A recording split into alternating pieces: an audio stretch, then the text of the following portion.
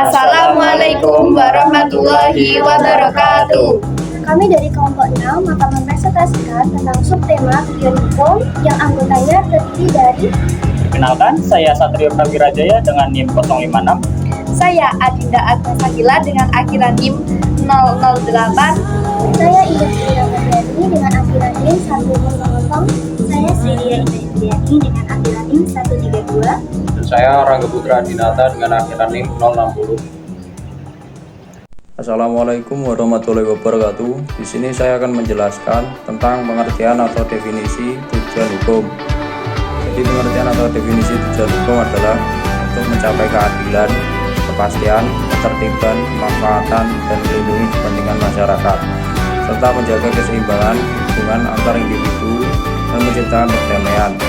Jadi ini adalah sasaran yang ingin dicapai melalui pemberlakuan sistem hukum dalam suatu negara atau masyarakat.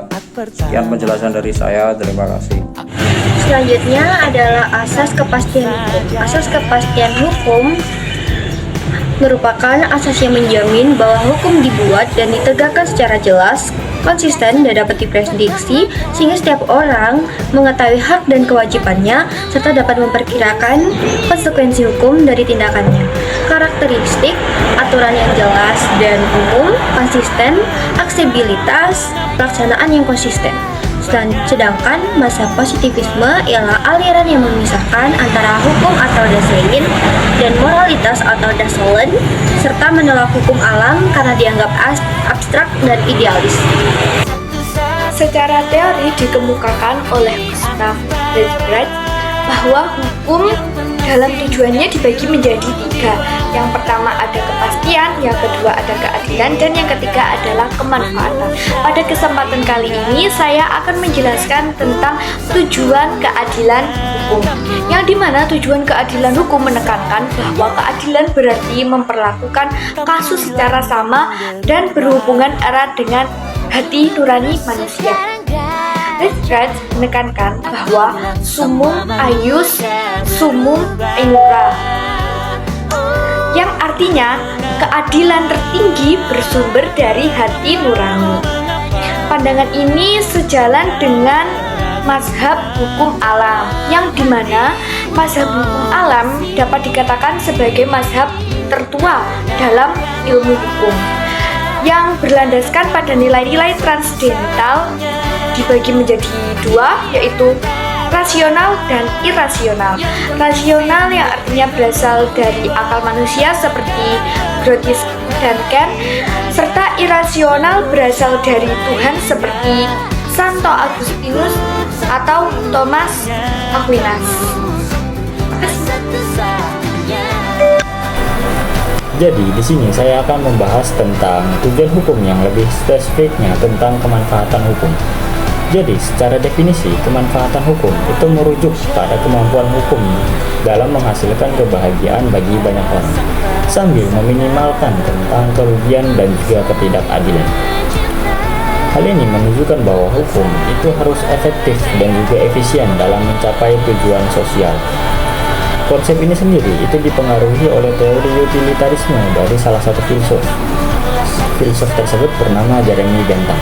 Jeremy Bentham itu berpendapat bahwa hukum itu harus diukur dari prinsip kebahagiaan terbesar atau greatest happiness principle, yang dimana hukum itu dinilai dari dampaknya terhadap kesenangan dibandingkan dengan penderitaan.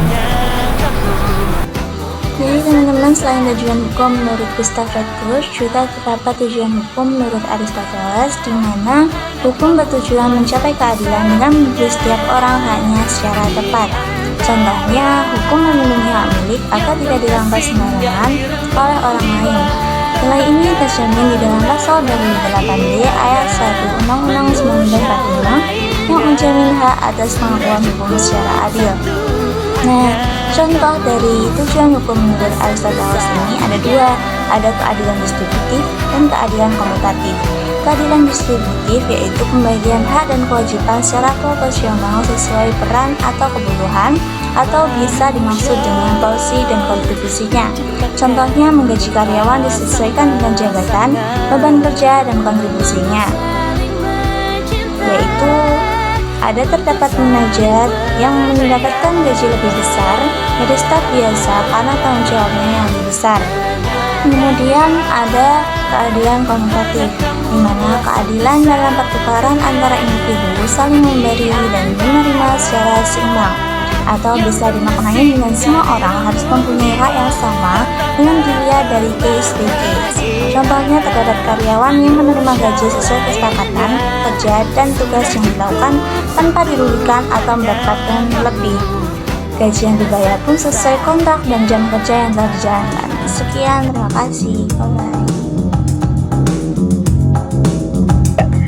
Kesepian tanpa kekasih cukup sekian dan terima kasih. Wassalamualaikum warahmatullahi wabarakatuh. Bye-bye.